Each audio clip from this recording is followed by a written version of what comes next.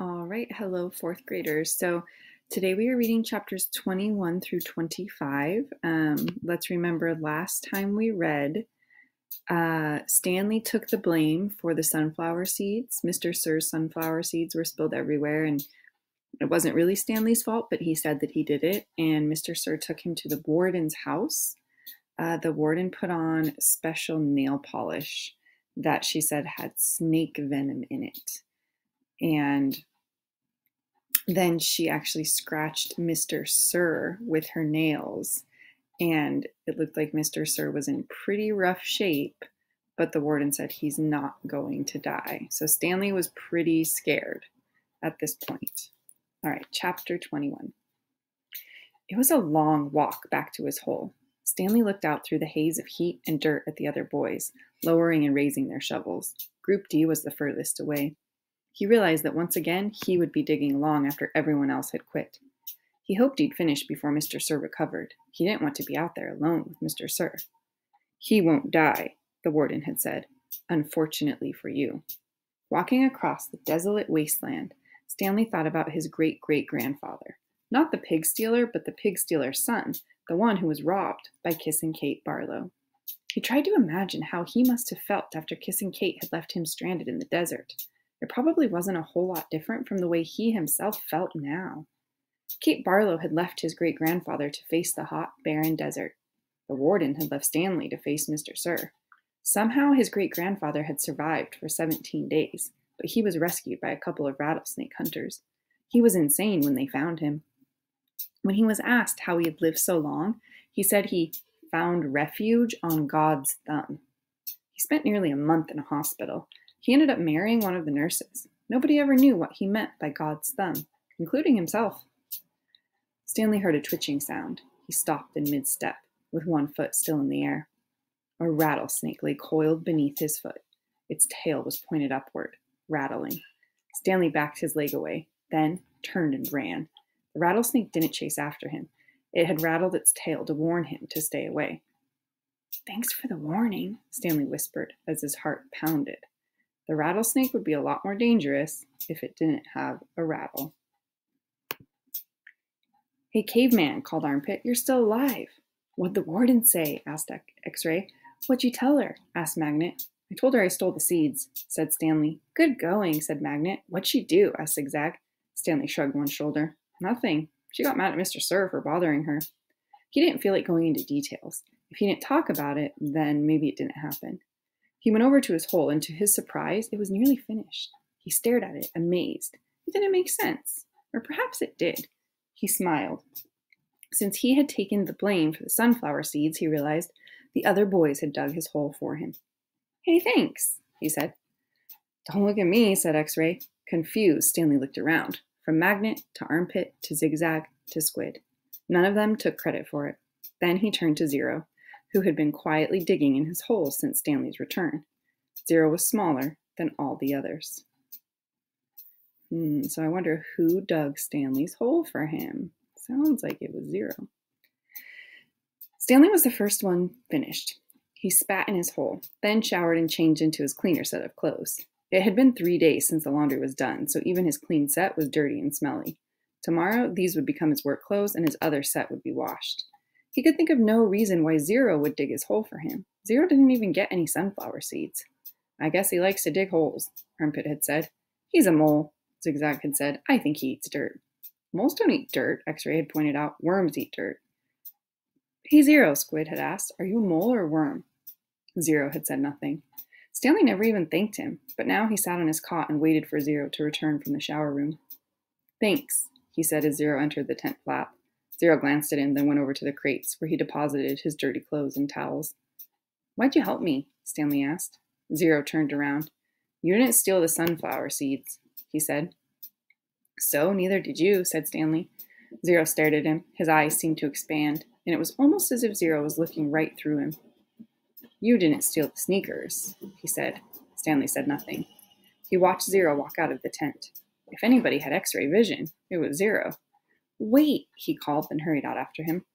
Zero had stopped just outside the tent, and Stanley almost ran into him. "I'll try to teach you to read if you want," Stanley offered.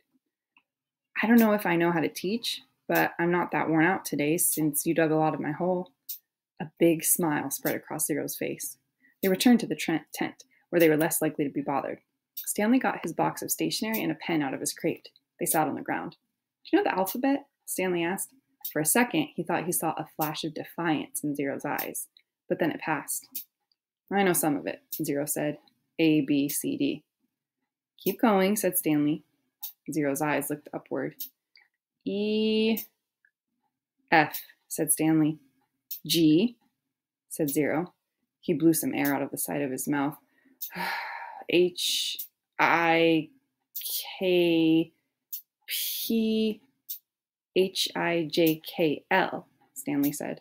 That's right, said Zero. I've heard it before, I just don't have it memorized exactly. That's all right, said Stanley.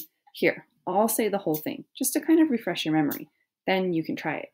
He recited the alphabet for Zero. Then Zero repeated it without a single mistake. Not bad for a kid who had never even seen Sesame Street. Well, I've heard it before somewhere, Zero said, trying to act like it was nothing, but his big smile gave him away. The next step was harder. Stanley had to figure out how to teach him to recognize each letter. He gave Zero a piece of paper, then took a piece for himself. I guess we'll start with A.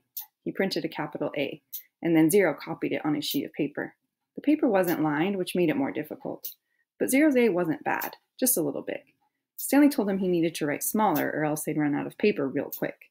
Zero printed it smaller. Actually, there are 2 ways to write each letter, Stanley said as he realized this was going to be even harder than he thought. That's a capital A, but usually you'll see a small a. You only have capitals at the beginning of a word, and only if it's the start of a sentence or if it's a proper noun like a name. Zero nodded as if he understood, but Stanley knew he had made very little sense. He printed a lowercase a and Zero copied it. So there are 52, said Zero. Stanley didn't know what he was talking about. Instead of 26 letters, there are really 52. Stanley looked at him surprised. I guess that's right. How'd you figure that out? He asked. Zero said nothing. Did you add? Zero said nothing. Did you multiply? That's just how many there are, said Zero. Stanley raised and lowered one shoulder. He didn't even know how Zero knew there were 26 in the first place. Did he count them as he recited them? He had Zero write a few more upper and lowercase a's, and then he moved on to a capital B. This was going to take a long time, he realized. You can teach me 10 letters a day, suggested Zero. 5 capitals and 5 smalls. After 5 days, I'll know them all, except on the last day, I'll have to do 12. 6 capitals and 6 smalls. Again, Stanley stared at him amazed that he was able to figure all that out. Zero must have thought he was staring for a different reason because he said, I'll dig part of your hole every day. I can dig for about an hour, then you can teach me for an hour. And since I'm a faster digger anyway, our holes will get done about the same time. I won't have to wait for you. Well, okay, Stanley agreed. As Zero was printing his B's, Stanley asked him how he figured out it would take 5 days. Did you multiply? Did you divide? That's just what it is, Zero said. It's good math, said Stanley. I'm not stupid, Zero said. I know everybody thinks I am. I just don't like answering their questions. Later that night, as he lay on his cot, Stanley reconsidered the deal he had made with Zero. Getting a break every day would be a relief, but he knew X-Ray wouldn't like it.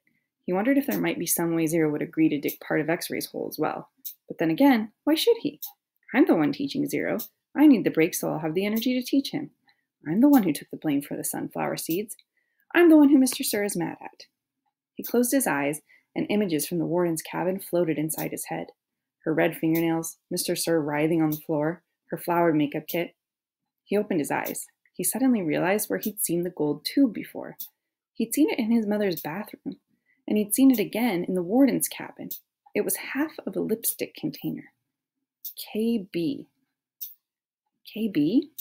He felt a jolt of astonishment.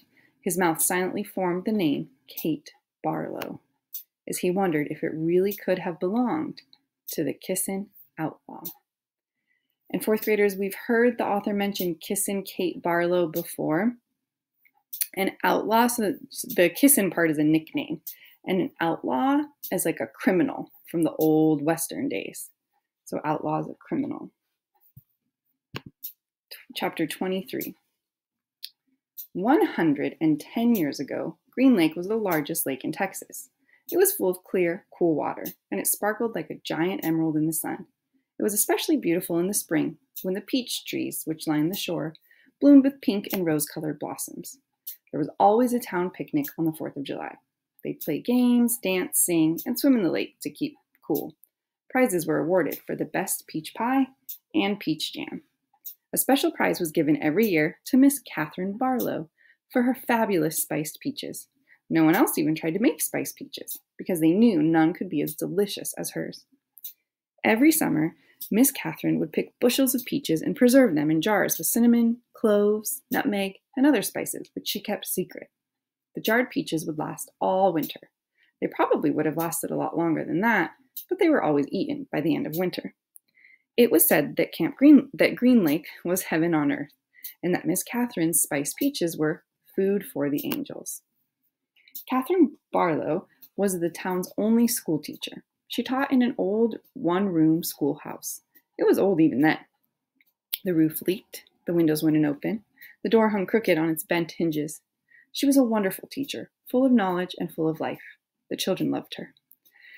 She taught classes in the evening for adults, and many of the adults loved her as well. She was very pretty.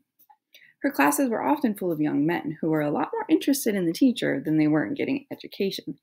But all they ever got was an education. One such young man was Trout Walker. His real name was Charles Walker, but everyone called him Trout because his 2 feet smelled like a couple of dead fish. This wasn't entirely Trout's fault. He had an incurable foot fungus. In fact, it was the same foot fungus that 110 years later would afflict the famous ballplayer Clyde Livingston. But at least Clyde Livingston showered every day. "I take a bath every Sunday morning," Trout would brag, "whether I need to or not." Most everyone in the town of Green Lake expected Miss Catherine to marry Trout Walker. He was the son of the richest man in the county. His family owned most of the peach trees and all the land on the east side of the lake. Trout often showed up at night school, but never paid attention. He talked in class and was disrespectful of the students around him. He was loud and stupid. A lot of men in town were not educated. That didn't bother Miss Catherine. She knew they'd spent most of their lives working on farms and ranches and hadn't had much schooling. That was why she was there, to teach them. But Trout didn't want to learn. He seemed to be proud of his stupidity. "How'd you like to take a ride on my new boat this Saturday?" he asked her one evening after a class. "No, thank you," said Miss Catherine. "We've got a brand new boat," he said. "You don't even have to row it." "Yes, I know," said Miss Catherine. Everyone in town had seen and heard the Walkers' new boat. It made a horrible loud noise and spewed ugly black smoke over the beautiful lake.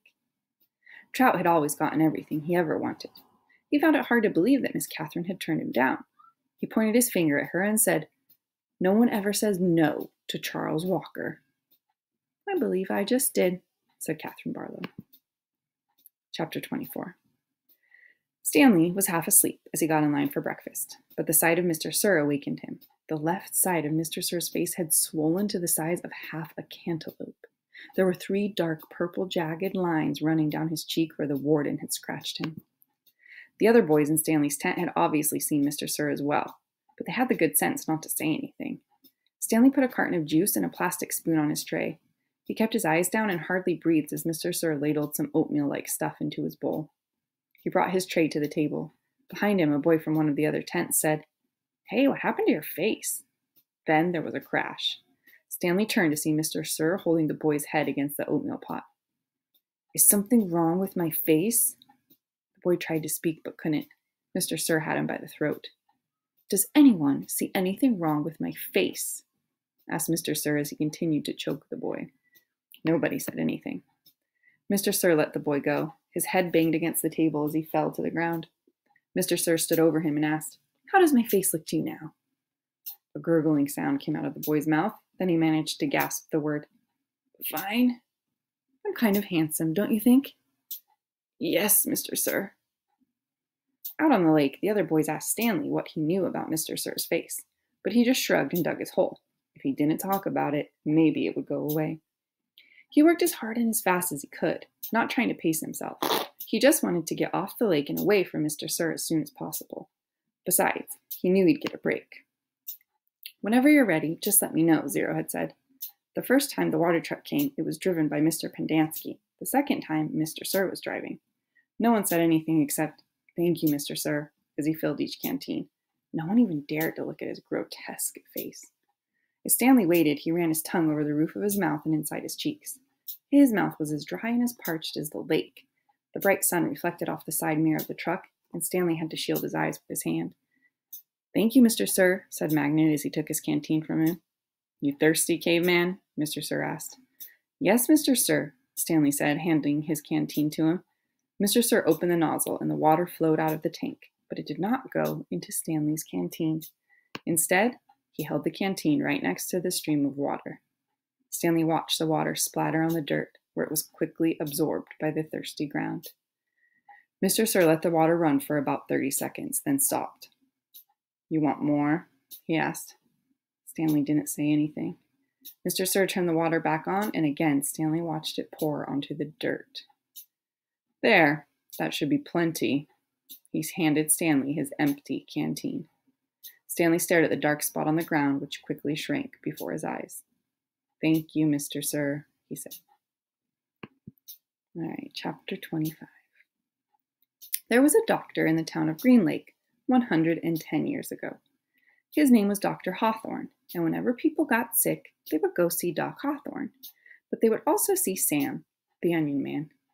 "Onions, sweet, fresh onions," Sam would call, as he and his donkey, Mary Lou, walked up and down the dirt roads of Green Lake. Mary Lou pulled a cart full of onions. Sam's onion field was somewhere on the other side of the lake. Once or twice a week, he would row across the lake and pick a new batch to fill the cart. Sam had big, strong arms, but it would still take all day for him to row across the lake and another day for him to return. Most of the time, he would leave Mary Lou in a shed, which the Walkers let him use at no charge. But sometimes he would take Mary Lou on his boat with him. Sam claimed that Mary Lou was almost 50 years old, which was, and still is, extraordinarily old for a donkey. "She eats nothing but raw onions," Sam would say, holding up a white onion between his dark fingers. "It's nature's magic vegetable. If a person ate nothing but raw onions, he could live to be 200 years old." Sam was not much older than 20, so nobody was quite sure that Mary Lou was really as old as he said she was. How would he know? Still, nobody ever argued with Sam, and whenever they were sick, they would go not only to Doc Hawthorne, but also to Sam. Sam always gave the same advice: eat plenty of onions. He said that onions were good for the digestion, the liver, the stomach, the lungs, the heart, and the brain. If you don't believe me, just look at old Mary Lou here. She's never been sick a day in her life. He also had many different ointments, lotions, syrups, and pastes, all made out of onion juice and different parts of the onion plant. This one cured asthma. That one was for warts and pimples. Another was a remedy for arthritis. He even had a special ointment which he claimed would cure baldness. "Just rub it on your husband's head every night when he's sleeping, Mrs. Collingwood, and soon his hair will be as thick and as long as Mary Lou's tail." Doc Hawthorne did not resent Sam. The folks of Green Lake were afraid to take chances. They would get regular medicine from Doc Hawthorne and onion concoctions from Sam. After they got over their illness, no one could be sure, not even Doc Hawthorne, which of the two treatments had done the trick. Doc Hawthorne was almost completely bald, and in the morning, his head often smelled like onions. Whenever Catherine Barlow bought onions, she always bought an extra one or two and would let Mary Lou eat them out of her hand. "Is something wrong?" Sam asked her one day as she was feeding Mary Lou. "You seem distracted." "Oh, just the weather," said Miss Catherine. "It looks like rain clouds moving in." "Me and Mary Lou, we like the rain," said Sam. "Oh, I like it fine," said Miss Catherine as she rubbed the donkey's rough hair on top of its head. "It's just that the roof leaks in the schoolhouse." "I can fix that," said Sam. "What are you going to do?" Catherine joked. "Fill the holes with onion paste?" Sam laughed.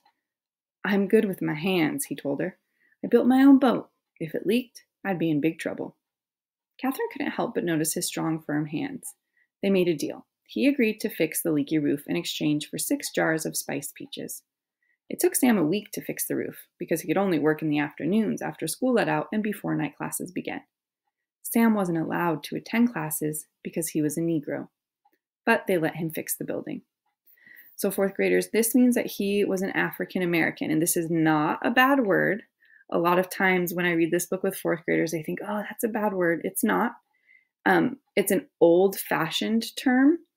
It's not a term that we use anymore, but it's a word that was used. Remember, this is 110 years ago, 110 years from when Stanley is at Camp Green Lake.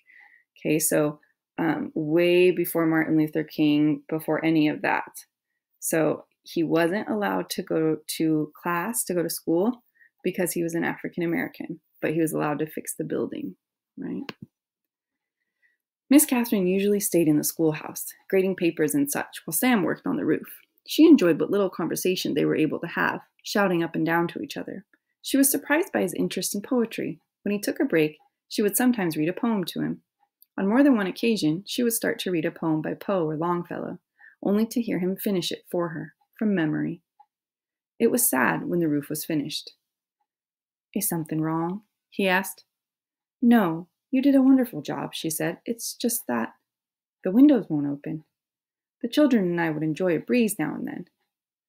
"I can fix that," said Sam. She gave him 2 more jars of peaches, and Sam fixed the windows. It was easier to talk to him when he was working on the windows. He told her about his secret onion field on the other side of the lake, where the onions grow all year round, and the water runs uphill. When the windows were fixed, she complained that her desk wobbled. "I can fix that," said Sam. The next time she saw him, she mentioned that the door doesn't hang straight, and she got to spend another afternoon with him while he fixed the door.